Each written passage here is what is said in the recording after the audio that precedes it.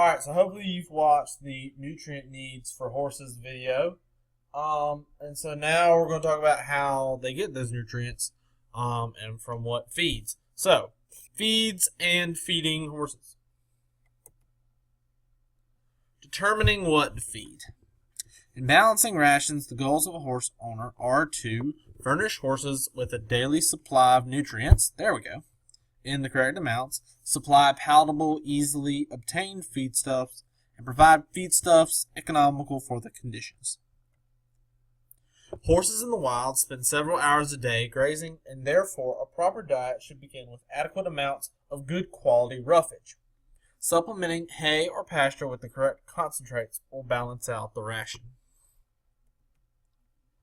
Feeds for horses are discussed in four groups: roughages, or hay and pasture grass, concentrates or grains, protein supplements, and minerals. Roughage. Adequate amounts of roughage decreases the risk of colic and laminitis. Adequate hay for horses kept in stalls helps prevent vices such as wood chewing. A good rule of thumb is to feed at least 1 pound of hay per day for every 100 pounds of body weight.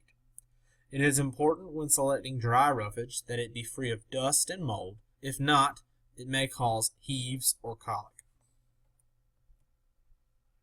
Legume hays are higher in protein and minerals as well as being more palatable than grass hays.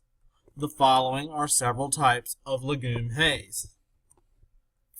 Starting with the most common, alfalfa, which is high in protein, calcium, and vitamins. Most of the nutritional value is in the leaves rather than the stems. Bales may become infected with blister beetles if not properly treated. Ingestion of beetles will cause cantharidin poisoning, which can cause severe illness or death. Blister beetles there in the bottom right-hand corner. Clover. There are many different varieties of clover. Red clover is similar to alfalfa but is lower in protein and has more stems.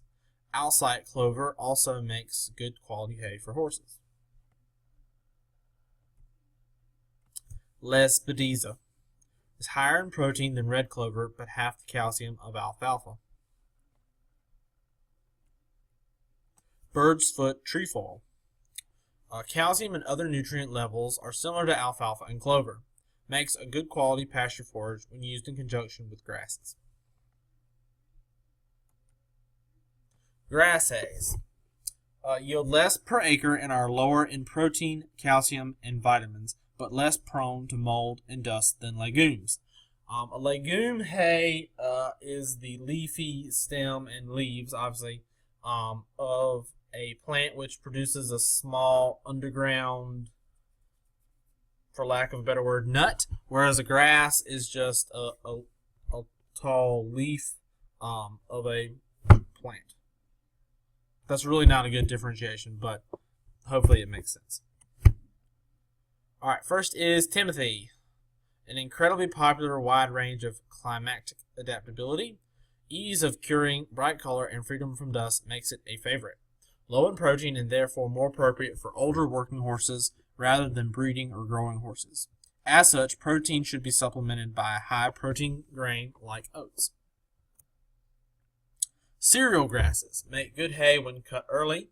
Oat, barley, wheat, and rye hays are preferred in that order. This is oat hay. Barley. I wanted to highlight the seed heads. Say it just looks like stems when it's all lumped together. Wheat and rye. And it's important, speaking of seed heads, when you're identifying hays, to pay close attention to the seed heads. That's how you're going to really be able to differentiate between them. Fescue. Low in energy and not preferred by horses when fed as hay, but more popular pasture forage. Care must be taken when being fed to pregnant mares. May be infected with endophyte fungus, which causes reproductive problems including prolonged gestation, abortion, dystocia, thickened or retained placenta, or alglacita, Alaglacta, no milk. Or Agalactica, there we go, that's even better. Alright, this is coastal Bermuda. You can use either term individually and interchangeably. Orchard grass, prairie grass, Kentucky bluegrass. Silage. Various types of silage can be used to replace half of the hay ration. Must be free of decay or mold and chopped fine. Corn is preferred, but grain, sorghum, and grass can be used. Can be gradually worked into a ration for mature idle horses and breeding horses, but too bulky for working horses. The cost for haylage and silage is often too high for owners unless purchased in conjunction with large-scale cattle feeding programs. Cattle, of course, love silage. Pasture. Grass is the natural feed for horses. Pasturing can reduce stable vices caused by boredom or mineral deficiencies. However, hard-working horses require supplemental energy feeds. A good rule of thumb for stocking pastures is an acre per horse.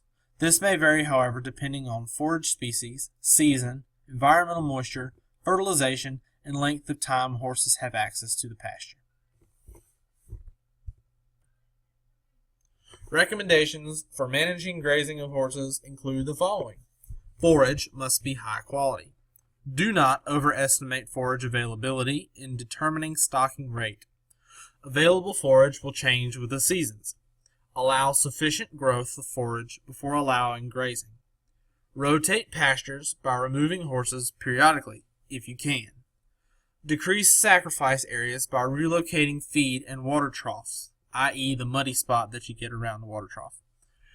Horses accustomed to all hay and grain diet should be introduced to pasture gradually. If not, they risk colic or founder. Concentrates.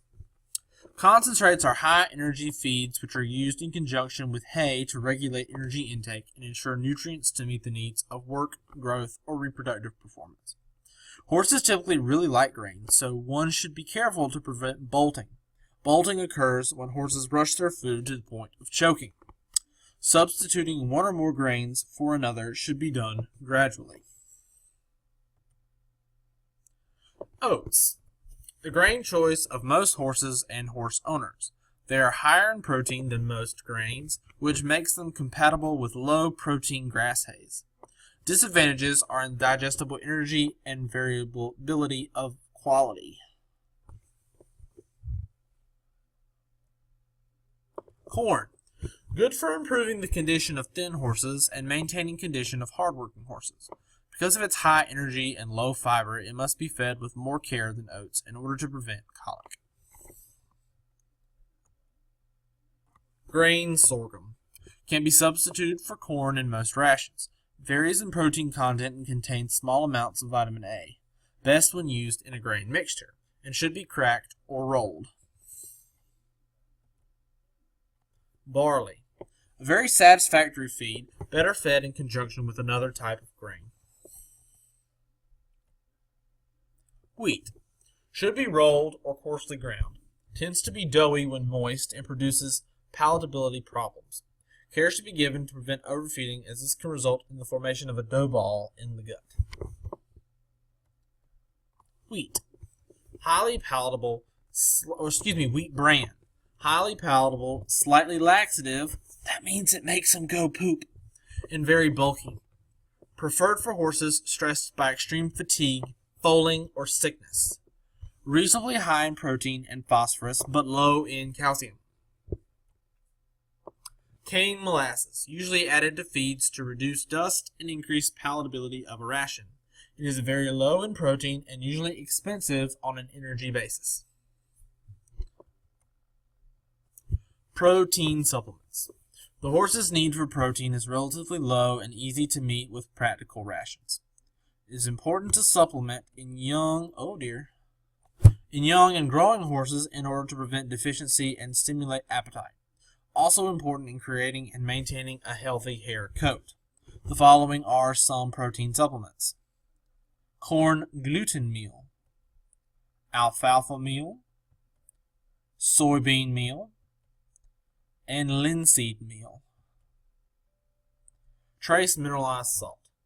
This is an effective way of supplementing horses with calcium or phosphorus by mixing with salt, limestone, or dicalcium phosphate. And so there we go, feeds and feeding horses.